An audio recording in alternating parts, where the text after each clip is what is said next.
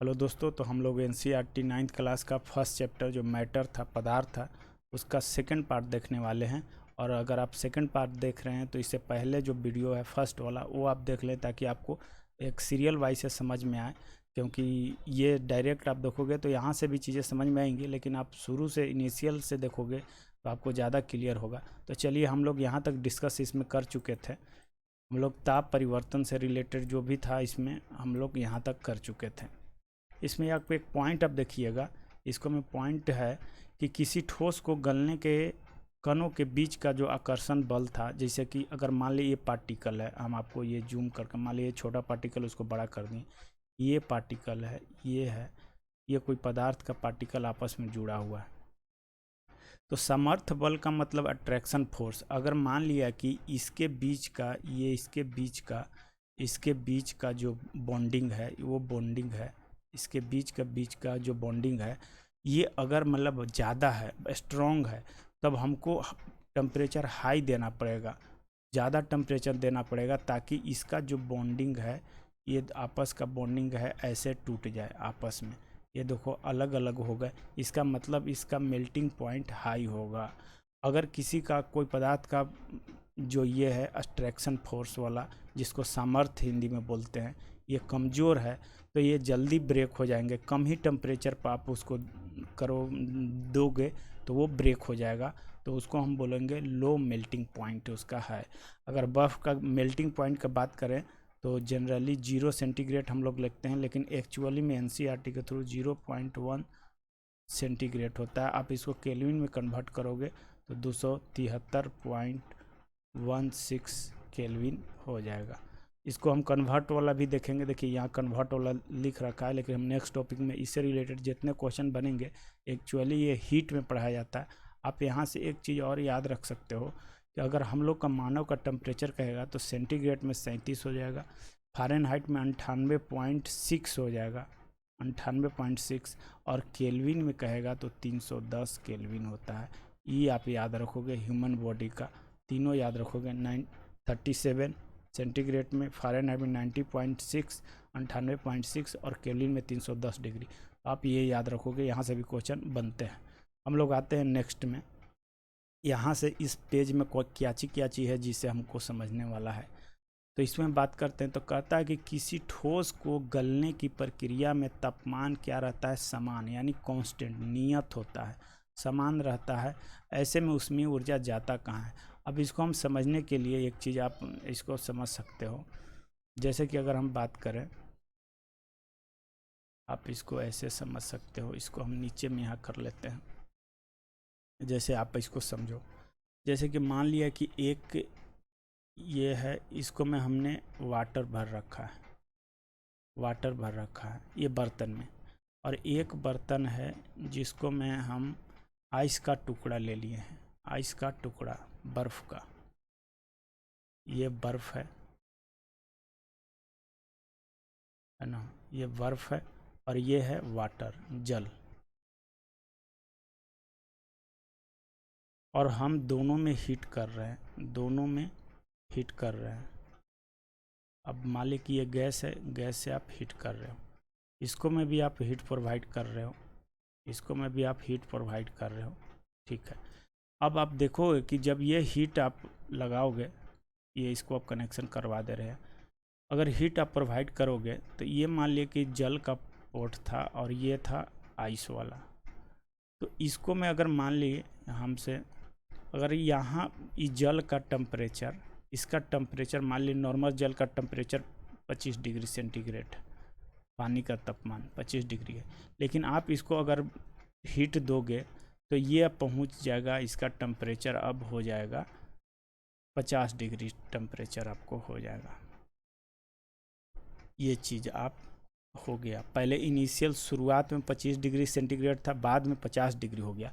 तो इसका मतलब हुआ कि हम टेम्परेचर इसको हम दिए, जल वाले को गर्म किए, तो ये 25 डिग्री टेम्परेचर इसका बढ़ गया, इसका टेम्परेचर 25 डिग्री बढ़ गया। यही हुआ, आपको दिख भी रहा है, फील भी हो रहा है कि हाँ 25 डिग्री बढ़ गया। लेकिन ये जब बर्फ़ था, इसको में हम हीट प्रोवाइड किए, तो ये जल का अगर टेम्परेचर बात करोगे, ये सॉरी बर्फ़ का बात करोगे, तो इसको 0 डिग्री होगा, इसको 0 डिग्री टेम्परेचर होगा, ठीक है। लेकिन आप हीट दिए तो फिर भी ये जब ये 0 डिग्री ही है, ये 0 डिग्री ही है।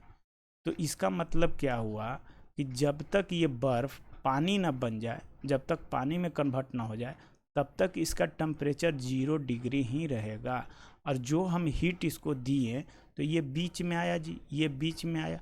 अब ये पहले बर्फ़ था, अब ये 0 डिग्री पर क्या है, जल है, ये जल में आ गया, लेकिन इसका टेम्परेचर 0 डिग्री ही है।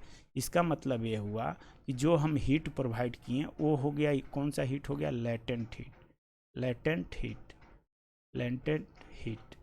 इसका मतलब ये हो गया कि गुप्त ऊष्मा, ये हो गया गुप्त ऊष्मा, गुप्त ऊष्मा।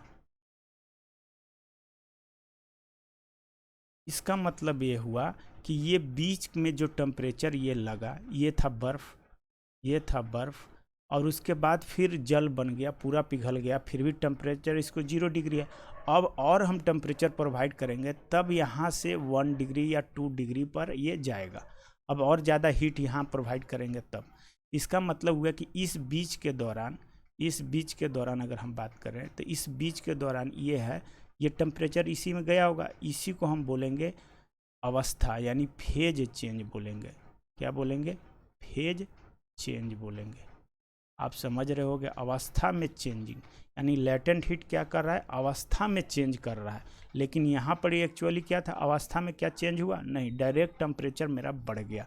तो आपको समझना था, इसको हम बोलेंगे sensible heat, sensible, sensible heat, इसको बोलेंगे सेंसिबल हीट, लेकिन इसको बोलेंगे लेटेंट हीट। तो लेटेंट हीट, सेंसिबल हीट आपको समझ में आया होगा कि इसको गुप्त ऊष्मा बोलेंगे। तो आप याद रखना कि अगर जब तक बर्फ़ है, जब तक पूरा बर्फ़ पानी ना बन जाता है, तब तक उसका जो होगा अवस्था चेंज होगा, फेज चेंज होगा, और टेम्परेचर कांस्टेंट ही रहेगा। अब जब ये 0 डिग्री पर जल बन गया, इसके बाद भी अगर हीट प्रोवाइड कर रहे हैं, तब ये अब ऊपर में 2 डिग्री, 3 डिग्री, 4 डिग्री ऐसे जाएगा। तो आप यही चीज़ आपको यहाँ पास बता रखा था, यहाँ पास जो हम लोग पढ़ें, जो यहाँ पास जो मेंशन कर रखा है, ये यहाँ पास जो मेंशन कर रखा है कि किसी ठोस को गलने की प्रक्रिया में तापमान क्या था, कांस्टेंट था, समान था, यानी पहले भी 0 डिग्री था, 0 डिग्री था, और फिर बाद में जब बढ़ भी गया तब पर भी 0 डिग्री ही है। लेकिन ये 0 डिग्री जल है और ये 0 डिग्री क्या है, ये जो 0 डिग्री आइस है, बर्फ़ है। तो ये में भी आपको समझ में आया होगा। यही चीज़ इस सारे में टॉपिक में चर्चा कर रखा है। जैसे देखते हैं इसको, मैं आगे टॉपिक में हम देखते हैं क्या क्या चर्चा कर रखा है ना। इसको हम देखते हैं पढ़ के एक बार, क्योंकि ये इंपॉर्टेंस है, यहाँ से क्वेश्चन बनेगा। जैसे गलने के प्रयोग की प्रक्रिया के दौरान आपने ध्यान दिया होगा कि गलनांक पहुँचने के बाद जब तक संपूर्ण बर्फ़ पिघल नहीं जाती, तापमान नहीं बदलता है। यही चीज़ आपको हम बताएं। फिर वही उसी चीज़ को आगे आप पढ़ोगे तो चीज़ें आपको वही चीज़ बता रखा है कि उष्मीय ऊर्जा को बर्फ़ क्या कर लेती है, अवशोषित कर लेती है। यह माना जाता है कि बीकर में ली गई सामग्री में छुपी रहती है, जिसे गुप्त ऊष्मा कहते हैं। यही चीज़ आपको हमको ऑलरेडी बताए रखे हैं। एक यहाँ पास दिया है जिसको हम बोलते हैं प्रसुप्त ऊष्मा, उसी गुप्त ऊष्मा को, जैसे कि देखिए वायुमंडलीय दाब पर, एटमॉस्फेरिक प्रेशर पर 1 केजी आप ठोस लेते हो, 1 केजी ठोस लेते हो, उसके गलने के गलनांक पर, मेल्टिंग पर, द्रव में बदलने के लिए जितनी एनर्जी चाहिए उस ऊष्मा को क्या बोलेंगे, गलन की प्रसुप्त ऊष्मा। वही मतलब गलन की गुप्त ऊष्मा जिसको बोलते हैं। ये चीज़ आपको याद रखना है, ठीक है, ये चीज़ समझना था। आप समझ गए, यहाँ से क्वेश्चन एक बनता है, आपको ध्यान रखना होगा। उसके बाद आगे हम चल के बात करें तो अगर टेम्परेचर कन्वर्जन का बात यहाँ आएगा कि टेम्परेचर कन्वर्जन के, या अब यहाँ देख लो, हम पहले से लिख रखे हैं। जैसे कि देखो आप यहाँ से क्वेश्चन बनेंगे। जैसे अगर वाटर के लिए हम बोलें, सिर्फ वाटर की बात होगी तब, जैसे बॉइलिंग कहेंगे कि कितना पर बॉयल करता है, सेंटीग्रेड में 100 डिग्री पर। अगर जमने की बात करेंगे फ्रीजिंग पॉइंट पर तो कहेंगे 0 डिग्री पर। अगर बात करेंगे फ़ारेनहाइट में तो 212 हो जाएगा, और फ्रीजिंग पॉइंट कहेंगे तो 32 फ़ारेनहाइट हो जाएगा। इसमें केल्विन पर बात करेंगे तो 273.15 होता है, और इसको कहेंगे तो ये हो जाएगा 373.15 5 केल्विन में होगा।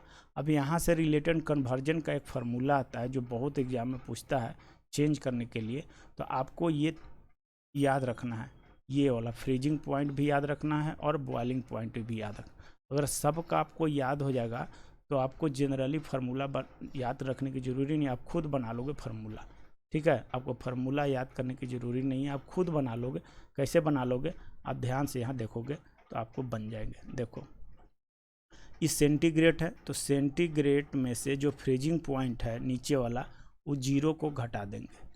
ठीक है, उसके बाद फिर बाई लिखेंगे, डिवीजन लिखेंगे और ये दोनों के बीच का डिफरेंस 100 और 0 का, जैसे 100 में से 0 घटा देंगे, ये हो गया मेरा। ठीक है, उसके बाद बात करेंगे इक्वल का साइन देंगे, फिर फ़ारेनहाइट का बात करेंगे तो फ़ारेनहाइट पहले लिखेंगे, उसमें से फ्रीजिंग पॉइंट वाला कितना है 32, तो 32 माइनस कर देंगे। उसके बाद दोनों का बीच का डिफरेंस तो ये कितना है 212 हो जाएगा और -32 हो जाएगा, ये हो गया। फिर इक्वल का साइन देंगे, फिर केल्विन लिखेंगे और केल्विन का जो ये है नीचे वाला जो है फ्रीजिंग पॉइंट, ये माइनस करेंगे -273। जनरली 273 ही लेते हैं, इसको 0.15 को एलिमिनेट कर देते हैं, अप्रॉक्स वैल्यू आ जाएगा ना, इसीलिए।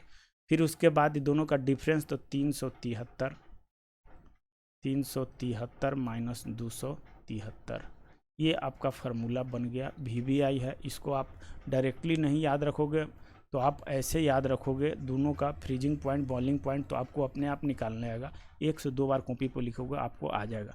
इसी को और मतलब आगे डिराइव करने पर क्या मेरा फार्मूला बनेगा, इसी को डिराइव करने पर तो C/100 हो गया बराबर F-32 हो गया, F-32 हो गया। उसके बाद दोनों का डिफरेंस करेंगे तो कितना हो जाएगा 180 हो जाएगा, इक्वल टू करेंगे तो K-273 हो जाएगा। उसके बाद बात करेंगे तो यहाँ कितना हो जाएगा 100 हो जाएगा। अब ये फार्मूला आपको याद रखना है, ये फार्मूला आपको याद रखना है। अब या तो ये याद रखो या इतना सारा प्रोसेस याद रखो, खुद से बना लो। अब इसको मैं क्वेश्चन पूछेगा कैसे, जैसे कि देखो अगर सेंटीग्रेड से इस प्लेटफॉर्म पर हमको जाना है तो ये दोनों को साथ ले लेंगे, ये दोनों को साथ ले लेंगे। ठीक है, अगर फ़ारेनहाइट दिया है तो F के जगह पर मतलब डाल दोगे वैल्यू।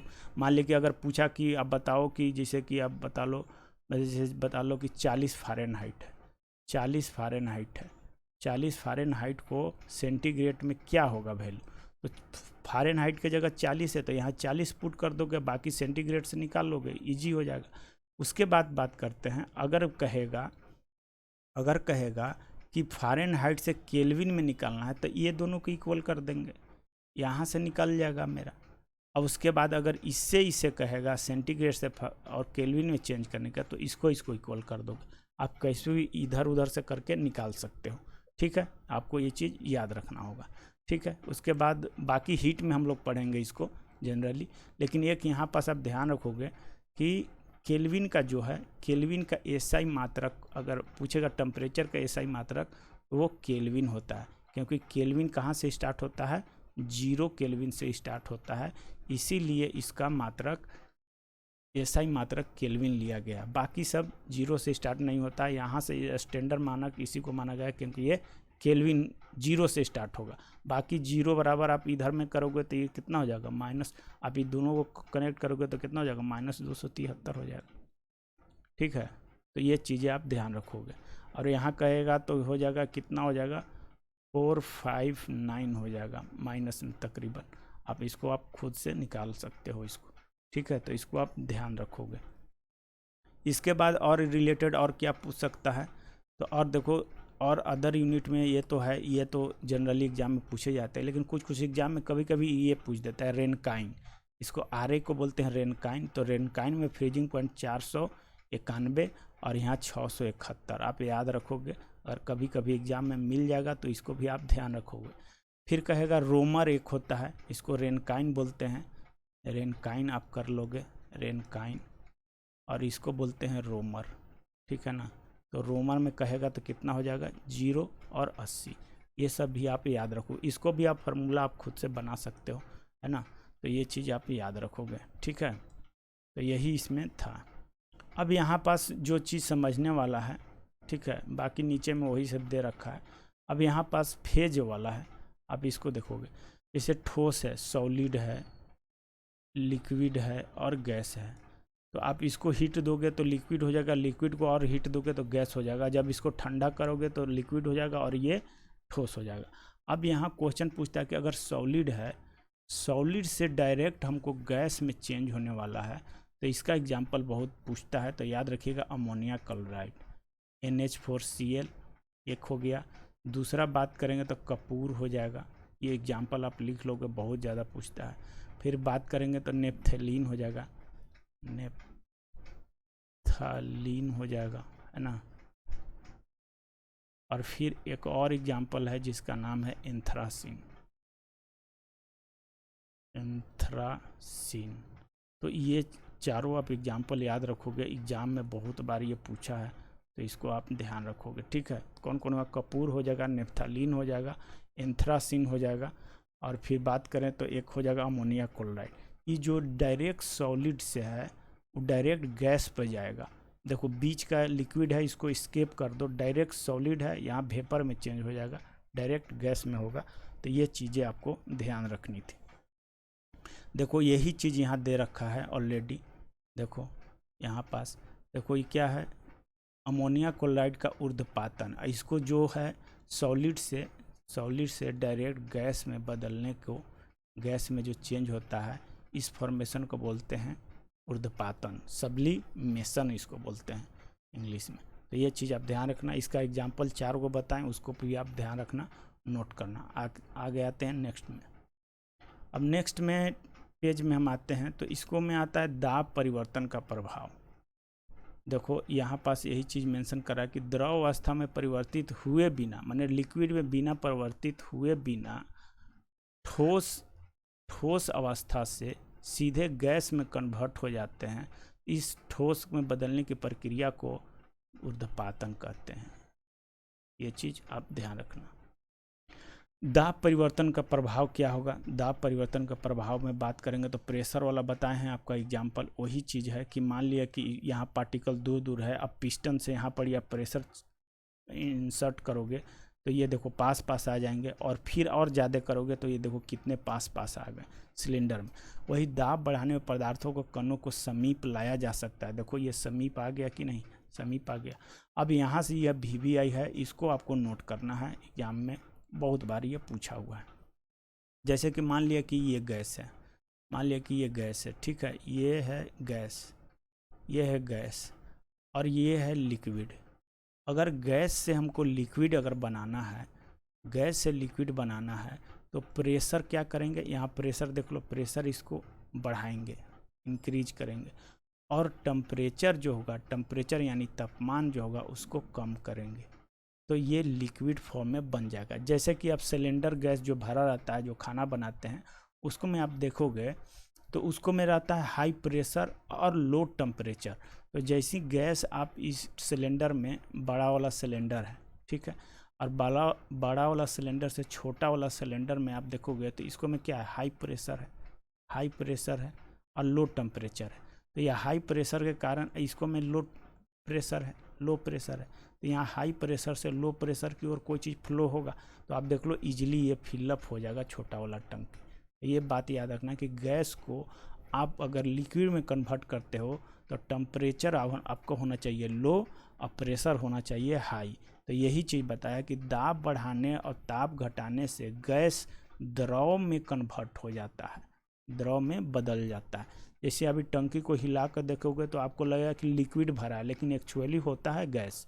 अब आपको अब टच भी करोगे तो आपको ठंडा महसूस होगा। यही सब एग्जाम्पल आपको याद करके रखना है, एग्ज़ाम में ये बहुत बार पूछा है और बहुत बार पूछेगा भी, तो इसको आपको ध्यान रखना है, ठीक है। बाकी इसमें कुछ नहीं था। अब आगे आते हैं, एक ठोस वाला की बात करते हैं जिसको एग्ज़ाम में बहुत बार पूछता है। एक है सॉलिड CO2, ये सॉलिड है, सॉलिड CO2। CO2 एक्चुअली में गैस होता है, अगर CO2 की बात करें तो गैस होगा, लेकिन आप इसको सॉलिड बना दी हो, इसको सॉलिड बनाए हो, तो सॉलिड CO2 जो होता है इसको बोलते हैं ड्राई आइस, माने शुष्क बर्फ। ये एग्जाम में डायरेक्ट पूछा है कि शुष्क बर्फ का फार्मूला क्या होता है, तो उसको आप CO2 सिर्फ नहीं, सॉलिड CO2 याद रखिएगा, ठोस कार्बन डाइऑक्साइड। इसको क्या हुआ कि अगर ठोस कार्बन डाइऑक्साइड है, आप इसको डायरेक्ट छोड़ोगे, आप डायरेक्ट इसको आप मतलब एयर में रखोगे, तो ये डायरेक्ट गैस में चेंज हो जाएगा, डायरेक्ट गैस में चेंज हो जाएगा। जैसे कहीं पार्टी शादी ब्याह होता है तो आप देखते हो कि उजला उजला धुआं छोड़ता है और उसमें चलता है तो लगता है बादल जैसा है, तो वो एक्चुअली होता क्या है, वो सॉलिड CO2 होता है। आप कहीं पार्टी वगैरह में भी देखते हो कि सॉलिड CO2 अगर रख देगा तो आपको डायरेक्ट गैस में चेंज होगा, तो वो धुआं धुआं एकदम वाइट दिखेगा, तो समझ जाना कि क्या है, वो ड्राई आइस है। अब यहाँ से सबसे इम्पोर्टेंट क्वेश्चन जो पूछने वाला है, कन्वर्जन, ये VVI है, यहाँ से क्वेश्चन आपको बनेंगे, हर एग्जाम में बने हैं, तो इसको आपको ध्यान रखना है। जैसे ठोस से द्रव में जाएगा तो ये होगा संगलन, माने मेल्टिंग, इसको बोलेंगे मेल्टिंग, आपको याद रखना है, ये मेल्ट हो जाएगा। फिर अगर द्रव से गैस में तो वाष्पीकरण, वेपोराइजेशन। अगर गैस से ठोस में जाना है तो ये यहाँ पास आप सुधार कर लोगे, ऊर्ध्वपातन नहीं होगा, निक्षेपण होगा, निक्षेपण आप कर लोगे। नया वाला NCERT में सुधार किया हुआ है, इसमें नहीं किया है, निक्षेपण हो जाएगा। और फिर अगर इधर से आप चलोगे, जैसे कि द्रव से ठोस में, तो ये जमना हो जाएगा, फ्रीजिंग जिसको बोलते हैं। उसके बाद आप बात करोगे, अगर गैस है तो गैस से अगर आप द्रव पर जाओगे तो कंडेंसेशन, संघनन हो जाएगा। अगर ठोस से, जो हम बताए थे, सॉलिड से गैस पर जाओगे तो ये होगा ऊर्ध्वपातन, जिसको सब्लिमेशन कहते हैं, इसको बोलेंगे डीसब्लिमेशन। तो आपको याद रखना ये चीज़, डीसब्लिमेशन यानी निक्षेपण इसको बोलेंगे। तीनों अवस्था का पदार्थ का रूपांतरण है, यही चीज़ दे रखा है, यही चीज़ आपको समझना था, यहाँ से क्वेश्चन बनते हैं। बाकी आपको कन्वर्जन हम बता दिए, देखो निम्नलिखित तापमान को सेंटीग्रेड में बदले, सेल्सियस में, केल्विन में दे रखा है। आप करोगे क्या कि यहाँ C बराबर कितना होता है 100, C बराबर 100 इक्वल टू, यहाँ बात करेंगे तो K माइनस 273, और दोनों का बीच का डिफरेंस कितना होता है 100। तो देखो 100 से 100 कैंसिल हो गया, तो C बराबर मेरा फार्मूला क्या आ गया, K माइनस 273। अब यहाँ पर 300 केल्विन है, तो C बराबर केल्विन के जगह पर क्या रखोगे, यहाँ रखोगे 300 और यहाँ रखोगे 273, तो सेंटीग्रेड बराबर यहाँ से माइनस करने के बाद कितना आ जाएगा 27 सेंटीग्रेड। ये चीज़ आपको याद रखना था, यही चीज़ आपको ऐसे फार्मूला डिराइव करके यहाँ पास दिया हुआ है कन्वर्जन में। अब यहाँ पास बात करेंगे इससे पहले, तो अब हम करेंगे वाष्पीकरण के बाद। तो वाष्पीकरण से बात करने से पहले हम लोग एक चीज़ और देखेंगे, यहाँ पास ही देख लेते हैं हम लोग। एक को बात करेंगे तो एक होता है, एक बात करते हैं यहाँ पास, तो यहाँ होगा वाष्पन, एक होगा और एक होगा वाष्पीकरण।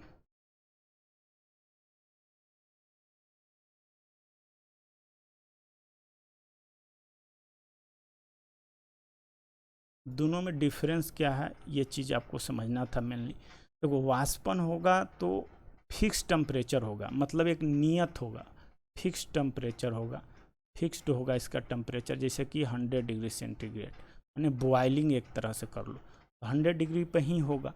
लेकिन वाष्पीकरण होगा जो किसी टेम्परेचर पर, एनी टेम्परेचर पर होगा, एनी टेम्परेचर पर होगा, एनी टेम्परेचर पर ये होगा। जैसे मान लिए कि 20 डिग्री सेंटीग्रेड है, उस पर भी ये उड़ते रहेगा, वेपर में चेंज होते रहेगा। जैसे 40 डिग्री की बात कर लो तो इस पर भी होगा, जैसे 80 डिग्री की बात करोगे तो इस पर भी होगा वाष्पीकरण। जैसे कि बात करो समुंदर का पानी, तो क्या समुंदर का पानी 100 डिग्री जा रहा है तभी वेपर में हो रहा है? नहीं, ये 20 डिग्री पर है भी तब भी उड़ रहा है, 40 डिग्री पर है फिर भी उड़ रहा है, 80 डिग्री पर भी है फिर भी ये पानी उड़ते जा रहा है। जैसे कि अगर बात कर लो कि वाष्पीकरण, जैसे कि हम बाल्टी में पानी भरे और छत पे जाके रख दिए, तो आप देखोगे कि कुछ देरी के बाद बाल्टी में पानी इतना ही रह गया। तो क्या बाल्टी में पानी 100 डिग्री टेम्परेचर गया तब उड़ा? नहीं, किसी भी टेम्परेचर पर उड़ा। तो इसी को बोलेंगे वाष्पीकरण। और जो वाष्पीकरण होगा जब, तो वो हमें ठंडा देगा। जैसे सुराही में पानी होता है, सुराही में पानी होता है, तो सुराही में जो पानी होगा ये वेपोराइजेशन होगा, इसको वाष्पीकरण होगा, तो ये हमें ठंडा देगा, अंदर वाला पानी को क्या कर देगा? ठंडा देगा। एक्चुअली वाष्पीकरण में होगा क्या, इसको आप समझिएगा। वाष्पीकरण में होगा क्या कि मान लिया कि ये पार्टिकल है, ये बड़ा वाला पार्टिकल है बीच का, और यहाँ पास है पार्टिकल सब, ये पार्टिकल है, आसपास इसका पार्टिकल है, बहुत सारा कण है, कण है। अगर ये पार्टिकल वेपोराइज वाष्पीकरण होना चाह रहा है तो अगल बगल से इसका टेम्परेचर जितना है ये खींच लेगा, ये सबका टेम्परेचर ले लेगा, सबका टेम्परेचर ये ले लेगा, आपस में ये टेम्परेचर सबका सोख लेगा। तो ई जो कण है, ये जो कण था, इसका टेम्परेचर लो हो जाएगा, इसका भी लो हो जाएगा, इसका भी लो हो जाएगा। ये अपना टेम्परेचर दे देगा तो इसका टेम्परेचर लो हो जाएगा, और इसका टेम्परेचर हाई हो जाएगा, और हाई हो जाएगा तो ये उड़ जाएगा, यानी वेपर में ये चेंज हो जाएगा। तो ये आसपास के एरिया जो है ये सब टेम्परेचर लो हो गया, तो इसका क्या होगा? ठंडा देगा कि नहीं देगा? यही चीज़ सेम टाइप सुराही में होता है। यहाँ पानी उड़ रहा है, ये पानी उड़ रहा है, तो यहाँ वाला का जो पानी का जो है टेम्परेचर, ये आपस में ये सोख लेता है, इसीलिए इसका जो पानी का जो है अंदर में ठंडा हो जाएगा।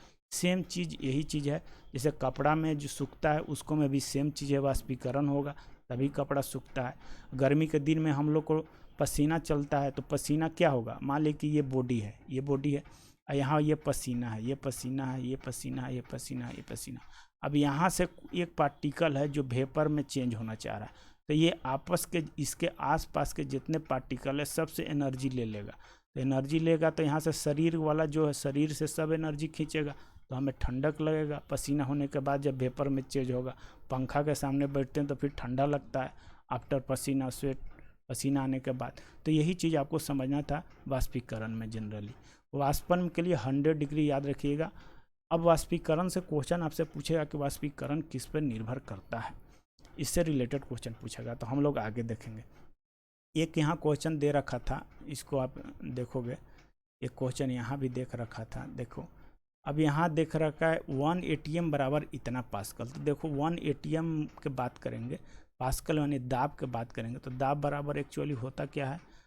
Force by area. फोर्स मतलब बल और एरिया मतलब हो गया क्षेत्रफल, तो फोर्स बाई एरिया हो जाएगा। अगर इसका मात्रक की बात करेंगे तो फोर्स का न्यूटन हो जाएगा और एरिया का मीटर स्क्वायर, इसी को बोलते हैं पास्कल। पास्कल साहब दिए थे तो इसको पास्कल बोलेंगे।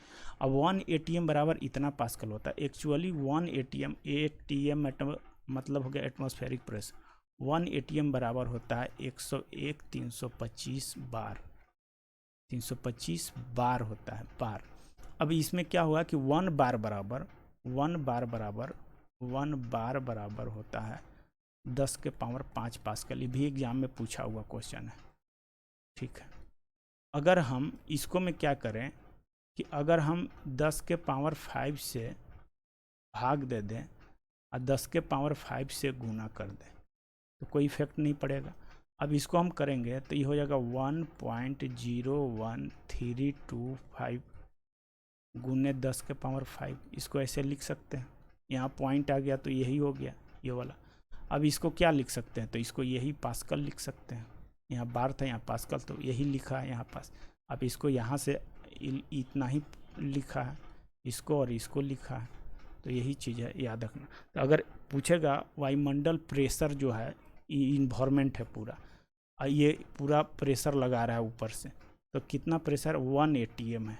1 ATM ऑलरेडी प्रेशर हम लोग पर ये वायुमंडल जो हमारा है पृथ्वी पर लगाता है, चाहे कोई भी वस्तु है, हमारे शरीर के ऊपर भी 1 ATM का प्रेशर लग रहा है। अब हम बात करें कि वायुमंडल प्रेशर, अगर प्रेशर का दाब यूनिट पूछेगा तो 3 यूनिट आप याद रखना। पहला तो बार हो जाएगा, दूसरा हो जाएगा टॉर हो जाएगा, टॉर से दिए तो टॉर याद रखना, और एक होगा पास्कल। लेकिन एसआई यूनिट कहेगा तो एसआई यूनिट ये है पास्कल। ये चीज़ आप याद रखना। हो सकता है ऑब्जेक्टिव में दे देवे कि इनमें से कौन सा दाब का मात्रक नहीं है, तो आप याद रखना बार, टॉर और पास्कल। ये चीज़ था, इतना ही आपको ध्यान रखना था इस टॉपिक से, इस पेज से रिलेटेड। आते हैं अगला पेज पे। अब वाष्पीकरण को प्रभावित करने वाले कारक कौन कौन से हैं। अब देखो इसमें यहाँ पास जो भी दे रखा है वही चीज़ देख रहा है, गीले कपड़े सूख जाते हैं, इन दोनों का उदाहरण जल का क्या हुआ, वही सेम चीज़ है जो आपको हम बताएं, वही चीज़ यहाँ है। अब देखते हैं हम वाष्पीकरण को प्रभावित करने वाले कारक। तो मेनली इसका कारक पर आपको ध्यान देना है। 3-4 कारक है, यहाँ से बहुत ज़्यादा एग्जाम में पूछता है, VVI है। जैसे सतह क्षेत्र बढ़ने पर, अब देखोगे सतह क्षेत्र बढ़े मतलब कि एक यहाँ पानी है, मान लीजिए कि यहाँ पानी है जमा हुआ है, अब सूख नहीं रहा है, वो जल्दी वेपर में चेंज नहीं हो रहा है, तो आप करते क्या हो कि इस पानी को आप फैला देते हो, ऐसे कर देते हो। तो इसका सतह देखो, पहले तो इतने दूर में एरिया में ही था, अब इतना बड़ा में हो गया, तो अब इसका सतह क्षेत्र बढ़ा दिया तो ये जल्दी से वेपर में चेंज हो जाता है कि नहीं। यानी सतह क्षेत्र बढ़ाने से उसका क्या होगा, उसका वेपर यानी वाष्पीकरण की दर बढ़ जाती है। यही आपको याद रखना कि सतह क्षेत्र अगर घटा दिए तो वाष्पीकरण की दर भी घट जाएगा, बढ़ाएंगे तो बढ़ जाएगा, घटाएंगे तो घट जाएगा। जैसे कि कपड़े सूखने के लिए हम उन्हें फैला देते हैं, देखो अब कपड़ा है, अब कपड़े को ऐसे ऐसे ऐंठ कर रख दिए तो जल्दी नहीं सूखेगा, लेकिन आप ऐसे फैला के रख दिए तो जल्दी सूखेगा, क्योंकि वाष्पीकरण की दर बढ़ जाएगा, क्योंकि आपने एरिया बढ़ा दिया तो आपको बढ़ जाएगा। समझ में आ गया, यही चीज़ था। तो आप याद रखना एरिया पर डिपेंड करता है, अगर एरिया बढ़ा दिए, सतही एरिया बढ़ा दिए तो वेपराइजेशन की दर यानी वाष्पीकरण की दर बढ़ जाएगा। ये तो इस पर डिपेंड करेगा, बिल्कुल करेगा। दूसरा बात करेंगे, अगला है जो अगला की बात करेंगे टेम्परेचर। अगर तापमान अगर है, जैसे कि आप बात करो, एगो ठंडा का दिन है, एगो मान लो कि ठंडा का दिन है, ठंडा का दिन है और एक गर्मी का दिन है, तो आप अनुमान लगाओ कि गर्मी के दिन में कपड़ा जल्दी सूख जा रहा है, लेकिन ठंडा में जल्दी सूख नहीं रहा है। इसका रीज़न क्या, टेम्परेचर। अगर टेम्परेचर बढ़ जाएगा तो वाष्पीकरण की दर क्या हो जाएगा, बढ़ जाएगा। वाष्पीकरण की दर क्या हो जाएगा, वेपोराइजेशन की दर बढ़ जाएगा। लेकिन ठंडा का दिन है तो वाष्पीकरण की दर घट जाएगा। तो याद रखना, टेम्परेचर बढ़ाते हैं तो वाष्पीकरण की दर में वृद्धि हो जाती है, और जब टेम्परेचर घटाएंगे तो वाष्पीकरण की दर में क्या हो जाएगा, घट जाएगा। यही चीज़ है। अब आर्द्रता, आर्द्रता होता क्या है, तो एयर में पानी के मात्रा को आर्द्रता बोलते हैं। जैसे वायु में विद्यमान जलवाष्प जो है, वाटर के मात्रा को हम आर्द्रता बोलेंगे। अगर एयर में पानी के मात्रा, मान ली एयर है और इसमें पानी की मात्रा बहुत ज़्यादा आ गया, बरसात के दिन है, तो क्या बरसात के दिन में वेपोराइजेशन की दर बढ़ेगा कि घटेगा, तो क्या होगा, घटेगा, क्योंकि एयर में पानी की मात्रा ज़्यादा है। अगर ये एयर है, जैसे अभी गर्मी के दिन में है, तो इसको में एयर में पानी की मात्रा कम है तो वेपराइजेशन की दर बढ़ जाएगा। तो यही कहता है कि जब आर्द्रता बढ़ेगा तो क्या होगा, ये घट जाएगा। देखो बाकी सब बढ़ा रहे थे तो बढ़ रहा था, लेकिन इसको जब बढ़ाओगे तो वेपराइजेशन की दर घट जाएगा। बस एक यही वाला है जो इन्वर्सली प्रोपोर्शनल होगा, बाकी सब डायरेक्टली प्रोपोर्शनल था। तो ये चीज़ें याद रखना है।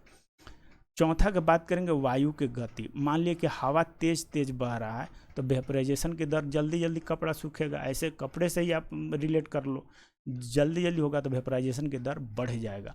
अगर वायु हवा चल ही नहीं रहा है, हवा चल ही ना रहा है, तब फिर वेपराइजेशन की दर कम जाएगा।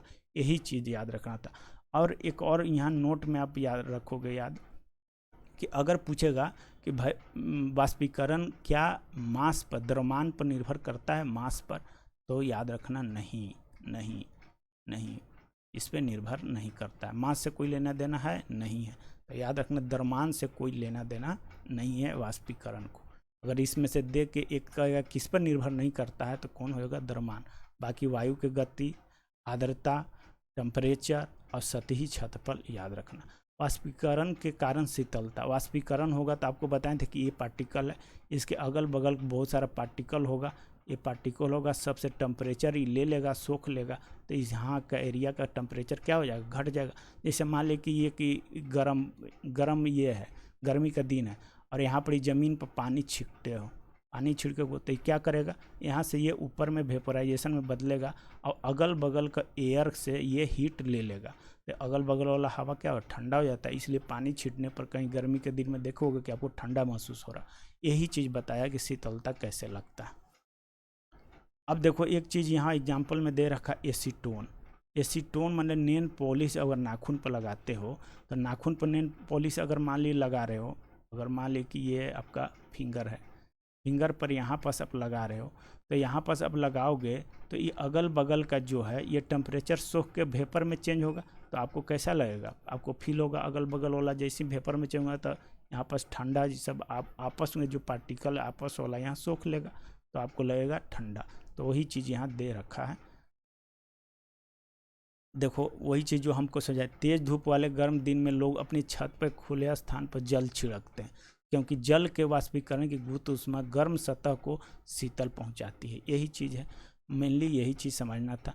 अब यहाँ पास देखो, गर्मियों में हमें सूती कपड़े क्यों पहनना चाहिए, आपको मालूम है सूती कपड़े पहनने से क्या होगा, क्योंकि यहाँ पास आपको सूती कॉटन पहनिएगा, अगर कॉटन कपड़ा है और यहाँ पास बॉडी है ये, तो ये आपको क्या ऑब्जर्व कर लेगा, ऑब्जर्व होगा। यहाँ पास कॉटन जितना क्लॉथ है वो सब क्या का पसीना को सोख लेगा, और फिर यहाँ वेपराइजेशन होगा, तो फिर आपको क्या होगा, ठंडा यहाँ लगेगा शरीर में।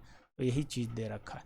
शारीरिक प्रक्रिया में गर्मियों में हमें ज़्यादा पसीना आता है, जिससे हमें शीतलता मिलती है। अब पसीना आएगा तो ये फिर वेपर में चेंज होगा, तो फिर ये बॉडी से आपका क्या होगा, टेम्परेचर खींचेगा, तो आपको ठंडा लगेगा। जैसे पसीना आ गया, आप पंखा के सामने आप हो, पंखा के सामने मान ली कि हो, पंखा के सामने पंखा है, पंखा के नीचे में आप बैठे हो, तो अगर पसीना आ गया तो आपको वेपराइजेशन ज़्यादा होगा, क्योंकि हवा की गति तेज़ हो गया, तो वेपराइजेशन तेज़ी से होगा, तो आपको ठंडा महसूस होगा। यही चीज़ मेन समझना था इसको हमें। अब हम लोग आते हैं फोर्थ स्टेट पर। 3 अवस्था हम लोग देख लिए थे। चौथा अवस्था की बात करें तो चौथा अवस्था हमारा प्लाज्मा था। प्लाज्मा समझने के लिए आप समझोगे ऐसे कि मान लिया कि ये था, सॉलिड था, उसके बाद लिक्विड था, फिर गैस हुआ और फिर हुआ प्लाज्मा। तो प्लाज्मा के लिए आप घर में बॉल होगा। अब बॉल में पहले पुराना वाला बॉल में का फिलामेंट आप देखोगे तो फिलामेंट ऐसे होता था, ऐसे करके होता था। तो इसको में आप देखोगे या हीटर में देखोगे कि तप्त होगा। जैसे मान लीजिए एक लोहा है और लोहा को आप गर्म कर दिए आग में, तो ये रेड हो जाएगा, लाल। अब अंधेरा में ले जाओगे तो उससे लाइट निकलेगा, जो लाइट निकलेगा तप्त होके उसी को बोलते हैं प्लाज्मा। जैसे सूर्य और तारों में प्लाज्मा के कारण ही चमक होता है, वो चमकेगा। तो ये याद रखिएगा, कभी एग्जाम में पूछेगा कि प्लाज्मा, सूर्य और तारों में चमक किसे कारण, तो प्लाज्मा के कारण। यहाँ पर ये एक फ्लोरोसेंट ट्यूब है और नियॉन बल्ब है। तो देखो फ्लोरोसेंट ट्यूब के अंदर में पूछेगा तो कौन सा गैस भरा रहता है, हीलियम, या अन्य गैस भी भरा सकता है, आर्गन भी हो सकता है। तो ये याद रखिएगा, ठीक है ना। ये आप यहाँ आप करंट अगर इसमें में डालोगे ये बल्ब में, तो ये आयोनाइज हो जाएगा, आयनीकृत हो जाएंगे और आवेशित हो जाते हैं, और फिर वही आपको जलने लाइट देना चालू होगा। तो ये प्लाज्मा हो जाएगा। उच्च तापमान के कारण ही तारों में प्लाज्मा बनता है। हाई टेम्परेचर आपको बोलबे कि प्लाज्मा की बात करेगा तो हाई टेम्परेचर का आपको ध्यान रखना है।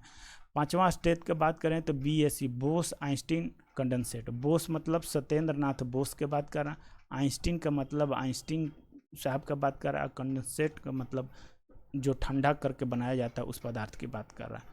तो 5वां इन्होंने दिया था, सत्येंद्र नाथ बोस और आइंस्टीन साहब, याद रखिएगा। एक्चुअली होता क्या है BSC, तो याद रखिएगा 2001 में अमेरिका के एरिक कार्लेन और उल्फ गैंग और फिर कार्ल ई वुमेन को इसके लिए 2001 में नोबेल प्राइज मिला था BSC के लिए। तो याद रखिएगा। समान वायु है, एयर है, मान ली सिंपल जो एयर वायुमंडल में बहता है उसके घनत्व का, मान ली कि वायु का एयर का डेंसिटी अगर बात करें, एयर की डेंसिटी मान लिया कि 1 है, जैसे कि ऐसे बात करते हैं यहाँ पास समझने के लिए। मान ली कि एयर का है तो एयर का डेंसिटी मान लिया कि 1 है, एक एयर का डेंसिटी जनरली 1 लेके चलते हैं, तो 1 हो गया। इसको में 1 लाख से आपको डिवीजन करना है। 1 लाख से डिवीजन करने के बाद जो आया वैल्यू आया, इसके बराबर के डेंसिटी वाला गैस लेंगे, कोई दूसरा गैस लेंगे, इसके बराबर का गैस लेंगे और उसको फिर ठंडा करेंगे, टेम्परेचर पे ठंडा करेंगे। उसके बाद जो प्राप्त होगा उसी को बोलेंगे BSC। तो यही यहाँ बता रखा है, आप इसको ध्यान रखिएगा, एग्जाम में बहुत बार पूछा हुआ है। तो देखिए कि समान वायु के घनत्व के 1/100वें भाग जितने कम घनत्व वाली गैस को बहुत ही कम तापमान पर ठंडा करने से BSC प्राप्त होगा। या तो कम तापमान देगा, अगर कम तापमान है तो एनर्जी भी क्या होगा, कम होगा। ये एग्जाम में पूछा हुआ है कि BSC में एनर्जी क्या होता है, हाई होता है कि लो होता है। तो जब टेम्परेचर कम है तो एनर्जी भी कम होगा, ये बात ध्यान रखिएगा। टेम्परेचर भी कम होता है। और डेंसिटी पूछेगा तो कितना, समान वायु के 1,00,000वें भाग के बराबर, माने 1 में 1,00,000 से भागा देने के बाद जितना आएगा उसके बराबर जिस एयर का डेंसिटी होगा उसको लेके हम ठंडा करके हम प्राप्त कर सकते हैं BAC। इसी को 5वां अवस्था बोलते हैं। तो आपको समझ में ये चीज़ आया होगा। अब यहाँ पास एक क्वेश्चन है कि बर्फ़ जल से भरा, मान लीजिए गिलास है। अब यहाँ पास ओवरऑल आपको समझा रहे हैं, मान लीजिए गिलास है, इसको में आप बर्फ़ रख दिए या ठंडा पानी एकदम चिल्ड रख दिए, तो यहाँ पास जो एयर का पार्टिकल होगा, यहाँ पास सगरो एयर इधर होगा ना जी, वायुमंडल में एयर होगा। तो अब होगा क्या, आप देखोगे इसको समझोगे कि ये सतह ये ठंडा हो जाएगा, ये पूरा ठंडा हो जाएगा, गिलास का सतह पानी है ना, इसे ठंडा हो जाएगा। अब ये एयर यहाँ टकराएगा, ये एयर टकराएगा, ये टकराएगा, तो ये एयर है जो गैस है, यहाँ आप ठंडा होकर क्या हो जाएगा, लिक्विड में आ जाएगा। ये सब जैसे यहाँ समझो कि यहाँ से एयर टकराया तो ये क्या हो गया, लिक्विड में, क्योंकि बहुत ठंडा है, ये भी लिक्विड, ये भी लिक्विड। तो आप देखो कि यहाँ गिलास पर बूंदा बूंदा बूंदा बूंदा बूंदा सगरो आपको हो जाएगा, यानी जो गैस था, ये जो गैस था ये कन्वर्ट होकर लिक्विड में चेंज हो गया। उसी की बात कर रहा है, जिसे देख रहा है ठंडे पानी के संपर्क आकर कम हो जाती है और यह द्रव अवस्था में बदल जाता है। यही चीज़ है। देखो वायु में उपस्थित जल वाष्प, वायु में यही है जल वाष्प की ऊर्जा ठंडे पानी के संपर्क में आकर कम हो जाती है। इसका क्या है, इसको में जो एनर्जी कम हो जाएगा, एकदम ठंडा हो जाएगा, और ठंडा हो जाएगा तो लिक्विड फॉर्म में गैस चेंज हो जाएगा, है ना।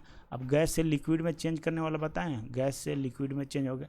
टेम्परेचर क्या करते हैं, टेम्परेचर कम हो जाता है ना, टेम्परेचर कम हो जाता है। तो यही चीज़ वाला है जो हमें जल के रूप में बूंदों में नज़र आती है। तो यही सब चीज़ था आपको इस टॉपिक में, इतना ही इस टॉपिक में था। बाकी यहाँ पर ही आप देखोगे, यहाँ पर ही देखो कि आपने क्या क्या सीखा है। तो देखो वही जो चीज़ हम लोग पढ़े हैं वही चीज़ है। जैसे 3 द्रव के 3 अवस्था के बात करेगा, ठोस, द्रव, गैस, चौथा प्लाज्मा, पाँचवां BS, 5th का BSC। ठोसों के कण का आकर्षण बल सबसे अधिक होता है, ये ठोस का है, ठोस के बीच का आकर्षण बल ज़्यादा होगा, उसके बाद अगर बात करें सॉलिड का ज़्यादा होगा, उसके बाद लिक्विड मिडिल में आएगा और गैस आ जाएगा आपको लास्ट में। गैस के कणों को सबसे कम होगा, यही चीज़ देखा है। द्रव के मध्यवर्ती में यानी बीच में होगा, ठीक है। ठोस के कणों को निहित करने वाले कणों के बीच रिक्त स्थान और गति ऊर्जा न्यूनतम होती है। अब देखो ठोस का क्या होगा, बीच का रिक्त स्थान क्या होगा, डेंस होगा। ठोस क्या होता है, डेंस होता है, पूरा सघन होगा, तो इसका गति जो करेगा पार्टिकल कम करेगा, लेकिन इसका डेंस कितना, एक यहाँ एक यहाँ एक यहाँ, तो इसका गति ज़्यादा करेगा। वही चीज़ है जो हम पहले डिस्कस कर चुके हैं। उसके बाद ठोसों के लिए उनके व्यवस्थित अत्यधिक क्रमित होती हैं, माने पूरा सीरियल वाइज से क्रमित होता है। तो कणों की परतें एक दूसरे से फिसल एवं संकलित हो सकती है। यहाँ द्रव के बारे में बोला, देखो द्रव का कैसे पार्टिकल मूव करता है। द्रव लेयर बाय लेयर चलता है, एक लेयर द्रव का ई है, फिर दूसरा लेयर ये है, ठीक है ना, फिर ये है, फिर ये है, ऐसे लेयर बाय लेयर ऐसे द्रव चलता है। तो वही कह रहा है कि द्रवों में कणों की परत एक दूसरे से फिसल या स्खलित होकर चलती है, हो सकती है। गैसों में कोई क्रम नहीं होता है, गैसों डायरेक्ट बहेगा। इसमें लेयर बाय लेयर एक दूसरे पर फ्रिक्शन फोर्स लगाते हैं। मान लीजिए कि इधर ही जा रहा है तो ये लेयर इसको रोकेगा, यहाँ पर ही फ्रिक्शन लगेगा ना एक लेयर के बीच, तो वही चीज़ बात कर रहा है। फिर आगे बात कर ऊर्ध्वपातन को बताइए दें कि ऊर्ध्वपातन प्रक्रिया में क्या होता है, सॉलिड से डायरेक्ट गैस में कन्वर्ट करने का। इसका 4 एग्जाम्पल आपको बताए हैं, वही चीज़ है। फिर क्वथनांक के बारे में है कि द्रव के कण में वाष्प में परिवर्तित तो बॉइलिंग क्या होता है आपको ऑलरेडी बता दे चुके हैं। फिर वाष्पीकरण की बात कर रहा है, तो वही एक सतही परिघटना है जिसके पर्याप्त ऊर्जा ग्रहण करके बीच में आकर्षण बल को पार कर मतलब आकर्षण बल ये दोनों के बीच का बॉन्डिंग को तोड़ देता है और वही वेपर में चेंज हो जाएगा। द्रव को वाष्प में अवस्था में परिवर्तित कर देते हैं। यही चीज़ आपको ध्यान रखना था। वाष्पीकरण से रिलेटेड अगर बात करें तो निर्भर किस पर, सतही क्षेत्रफल पर, तापमान पर, आर्द्रता पर और वायु के गति पर था। वाष्पीकरण से ठंडक लगता है, वाष्पन से ठंडा लगता है, वाष्पन से क्या ठंडा लगता है, वाष्पन से ठंडा लगेगा नहीं, क्योंकि वाष्पन कितना पर होता है 100 डिग्री पर होगा, यानी बॉयलिंग। तो आप इसके पास बॉयल करेगा तो जाओगे तो आपको गर्मी लगेगा, ठंडा नहीं लगेगा। वायुमंडलीय दाब द्रव के क्वथनांक पर गैसीय अवस्था में परिवर्तित।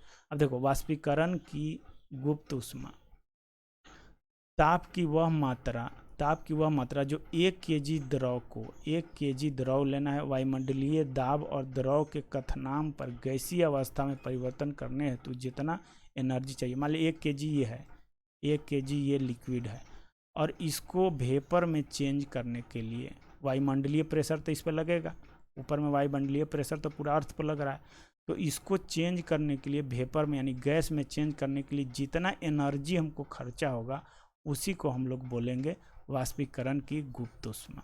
ठीक है। उसके बाद संगलनन यानी कि संघनन के गुप्त ऊष्मा की बात कर रहा है, तो 1 केजी ठोस को पिघलने के लिए, अब देखो ये है ये लिक्विड का था, अब 1 केजी आप क्या लोगे, सॉलिड, और सॉलिड को वायुमंडलीय प्रेशर पर इसको पिघलने के लिए, पिघल कर ये लिक्विड फॉर्म में आने के लिए जितना एनर्जी की आवश्यकता होगा उसको बोलेंगे संगलन की गुप्त ऊष्मा। जितना एनर्जी की ज़रूरी होगा तो इसको बोलेंगे संगलन की गुप्त ऊष्मा। मेनली यही रिलेटेड था। इसके बाद कुछ मात्रक दे रखा, जैसे तापमान का बात करें, स्टैंडर्ड यूनिट आपको बोले थे केल्विन होगा, के से डिनोट करते हैं, लंबाई का मीटर होगा, सहाती बोलता है हिंदी में इसको, अब याद रखिएगा, द्रव्यमान की बात कर रहा है यानी इंग्लिश में मास, इसको केजी होगा, वेट का भार के कहेगा तो क्या हो जाएगा, न्यूटन हो जाएगा, न्यूटन इसका मात्रा होगा। अगर बात करेंगे एम जी, तो एम का मतलब अगर देखो इसका भार का वेट बराबर होगा एम जी, तो यहाँ इसका बात करेंगे तो इसका होगा के जी, और इसका बात करेंगे तो होगा मीटर पर सेकेंड स्क्वायर, इसी को बोलते हैं न्यूटन। ठीक है ना। आयतन के बात करेगा तो आयतन वॉल्यूम क्या होता है, लंबाई गुने चौड़ाई गुने ऊंचाई, तो मीटर घन मीटर क्यूब। घनत्व तो डेंसिटी के बताए थे, मास बाई वॉल्यूम हो जाएगा, तो अगर मास बाई वॉल्यूम के बोलें तो कीजिए, या तो इसको ऐसे भी लिख सकते हैं केजी पर मीटर क्यूब, इसको ऐसे लिख सकते हैं। अगर इसको ऊपर ले जाएंगे तो माइनस में आ जाएगा, ये तो कोई माइनस में है, इसको ऐसे भी लिख सकते हैं केजी हो गया, और इसको ऊपर में ले जाएंगे तो गुना में क्या हो जाए एम माइनस ऊपर में 3, तो ऐसे भी लिख सकते हैं। दाब का बताएं, दाब का क्या होगा, पास्कल होगा, दाब बराबर क्या होगा, ऐसे ही बात, दाब बराबर क्या, प्रेशर बराबर क्या होगा, फोर्स बाई एरिया। फोर्स का मात्रक बोलेंगे तो न्यूटन होगा, एरिया का बात करेंगे तो मीटर स्क्वायर हो जाएगा, इसी को बोलेंगे पास्कल, एसआई यूनिट होगा। बाकी अदर बोलेंगे तो बार टॉर बताया हुआ है। आगे देखते हैं क्या है इसमें, आगे देखेंगे इसी को परिवर्तित किया हुआ सब क्वेश्चन है, तो इससे रिलेटेड आपका सारा क्वेश्चन हम करवा दिए हैं। देखो यहाँ पर ही ऑलरेडी फार्मूला जिसको बताए हैं, जिस बंदे को, उसको ऑलरेडी लिख रखे थे, तो यहाँ पास भी वही चीज़ है जो हम बताए हैं।